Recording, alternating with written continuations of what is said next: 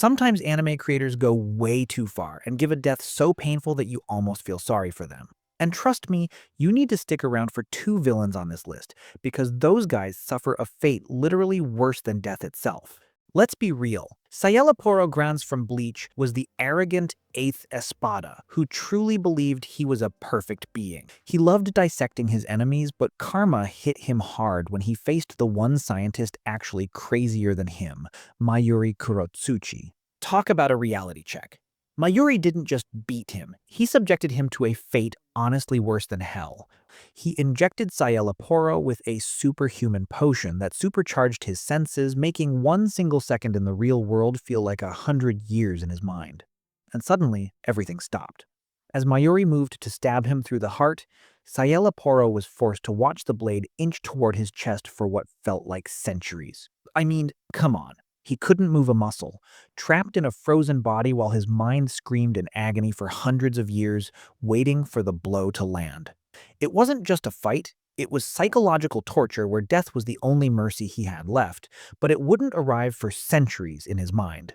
Speaking of satisfying payback, let's talk about Envy from Fullmetal Alchemist, Brotherhood.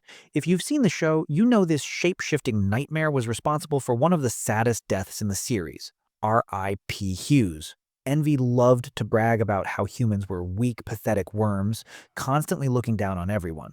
It's the audacity, honestly. Well, that arrogance vanished the second Roy Mustang walked onto the scene. Trust me, this wasn't a battle. It was a straight-up execution. Mustang didn't just burn him once, he incinerated him over and over again with pinpoint accuracy. Every time Envy tried to regenerate, snap, another explosion tore through him. Think about the feeling of your eyes boiling inside your skull and your tongue burning off before you can even scream. It was relentless agony. It sounds harsh, but Mustang literally cooked him until he was reduced to a tiny, pathetic green worm.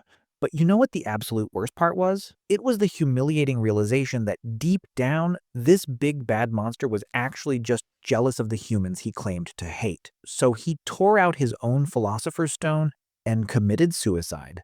Hidan from Naruto Shippuden.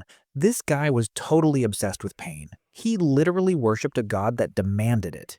He thought being immortal made him untouchable, laughing while he killed Asuma. But, well, he messed with the wrong genius. Shikamaru didn't just beat him, he trapped him in a forest forever. Imagine getting blown into pieces by hundreds of paper bombs until you are nothing but a severed head. That's bad enough, right? But here is the kicker. Hidan didn't die. Shikamaru buried his still screaming head deep underground in a dark pit. So, he is just stuck there, surrounded by dirt, unable to move or breathe, screaming into the darkness until his body eventually starves. Well, I am not an expert, but being immortal sounds cool until you realize you can't escape your own grave. Literally a claustrophobic nightmare. Seryu Ubiquitous. If you've seen Akame ga Kill, you probably hated Seryu Ubiquitous more than anyone else. She was that delusional soldier who screamed about justice while feeding innocent people to her creepy little dog, Koro. In fact, she thought she was the hero of the story. But Mine had other plans. During their final showdown, Mine didn't just shoot her. She unleashed a massive laser blast that literally cut Seryu in half. You'd think that would be enough to stop her, right? Well, not this girl. Even while missing her lower body, she triggered a suicide bomb implanted in her own head, desperate to take everyone down with her. But sadly, it failed to kill her enemy. She just died alone in a muddy ditch, exploding for a twisted cause that didn't even care about her. It was a messy, violent end to a total hypocrite. But hey, if you think one explosion is bad, wait until you see the next guy. He basically gets killed infinite times. Before going to the next guy, make sure you like and subscribe and hit the bell icon for more videos. Remember how I said the last girl had it bad? Well, Diavolo from JoJo's Bizarre Adventure is on a whole other level. This guy was the paranoid mafia boss who wanted to rule everything from the shadows, erasing time whenever things went wrong. But then he ran into Giorno and Gold Experience Requiem, and let me tell you, this is the true definition of overkill. Here is the scary part. Diavolo doesn't just die once, he dies infinite times. First, he gets stabbed, then he wakes up and is dissected alive on an operating table, and only after that does he get run over by a car.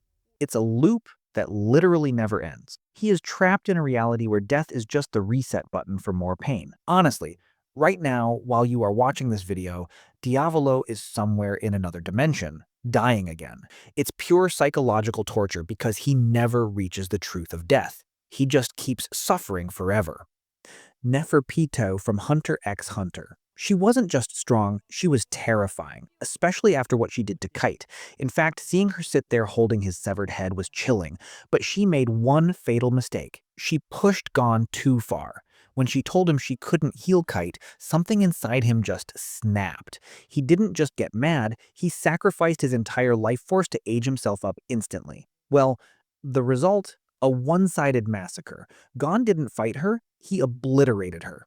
He punched her face into the ground so hard the forest shook, and he didn't stop.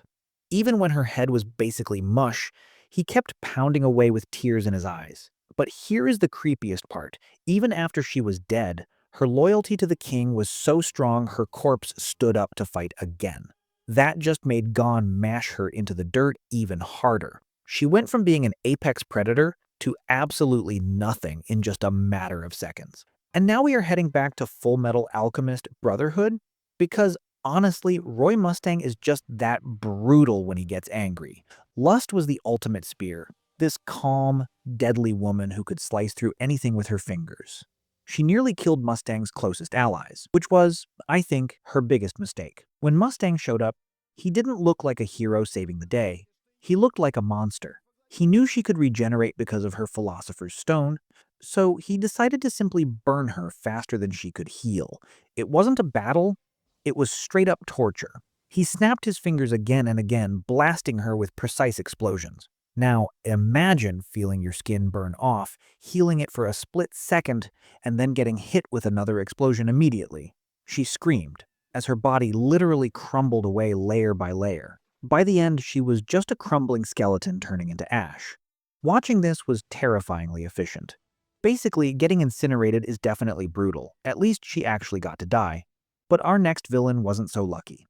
Kars from JoJo's Bizarre Adventure. This guy actually won. He used the Red Stone of Aja to become the ultimate life form. He was basically a god. Nothing on Earth could kill him, not even the sun or Hamun. But then he ran into Joseph Joestar, who has the dumbest luck in history. Joseph didn't beat him with power, he tricked him into getting launched into space by an erupting volcano. Here is where it gets terrifying. Kars didn't die. He was thrown into the freezing vacuum of space, where the air literally froze his body solid. He tried to fly back down, but he turned into a floating rock, drifting away from Earth forever. He was fully conscious, unable to move, unable to scream, and, well, yeah, unable to die as well. Eventually, he stopped thinking entirely. Overhaul from My Hero Academia. If there is one villain who deserved everything he got, it's this guy. I mean, he tortured a little girl, Eri, over and over just to make some quirk-destroying bullets. He was obsessed with so-called curing the world, thinking he was the only clean thing in it. Well, karma hit him like a truck.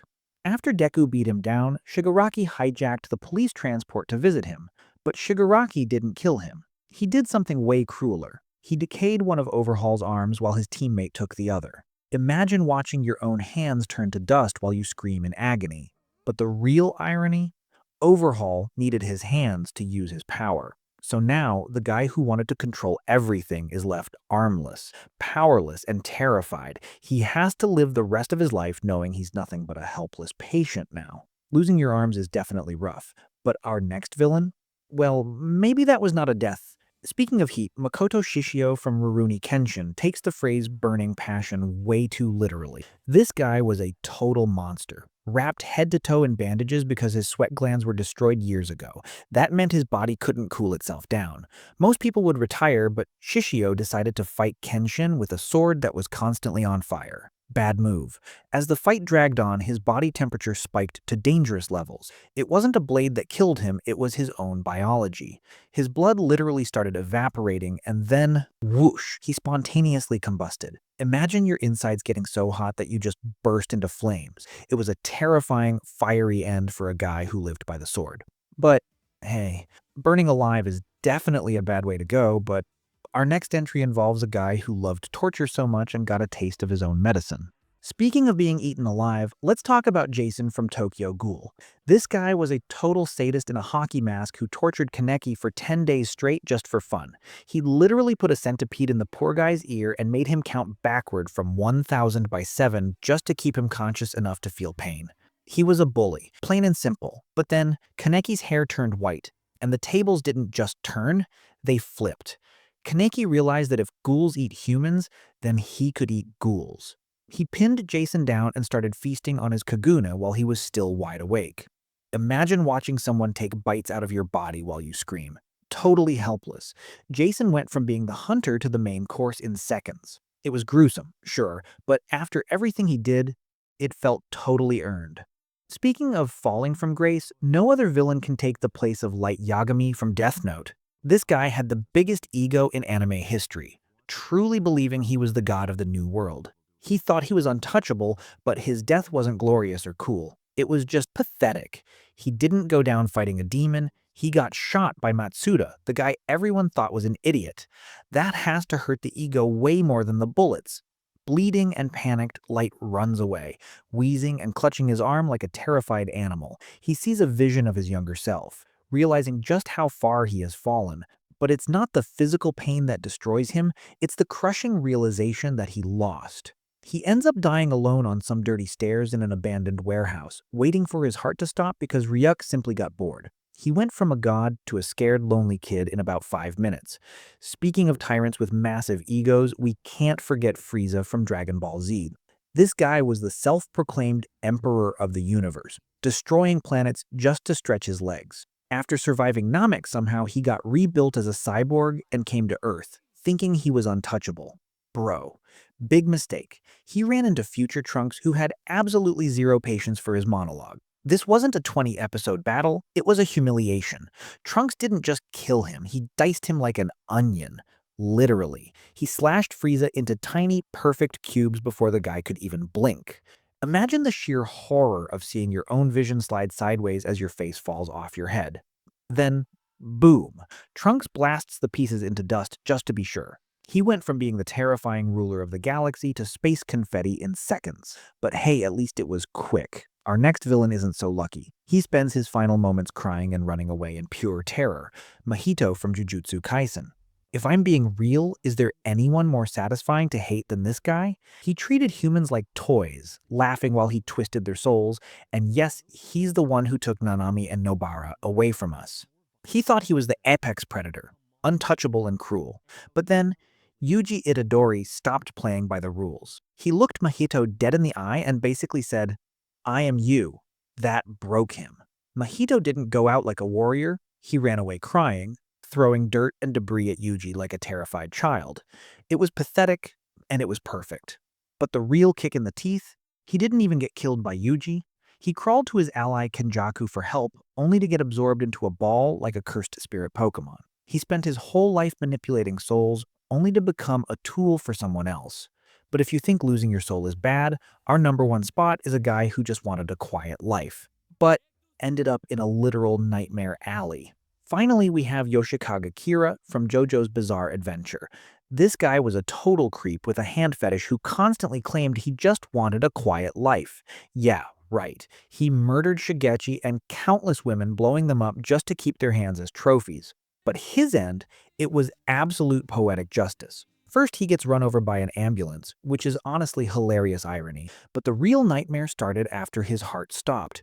His soul was dragged into the Ghost Alley, a place where you must never look back. But he was tricked. Raimi's ghost dog bit his hand, forcing him to turn around. Suddenly, thousands of ghostly hands burst out of the darkness. These things didn't just grab him. They were ripping his soul apart piece by piece. The man who obsessed over severed hands was literally shredded by them. He screamed in terror as he was dragged into the void, erased from existence entirely. It was the perfect punishment for a monster, but watching a guy get torn apart by a wall of hands is definitely the most painful way to go. So, there you have it. Being a villain in anime clearly comes with a pretty high price tag. I mean, some of these guys definitely deserved it, but others? Man, that was rough to watch. Which one of these deaths actually made you feel bad? Let me know in the comments below. And hey, if you enjoyed this list, make sure to hit that like button and subscribe for more anime breakdowns.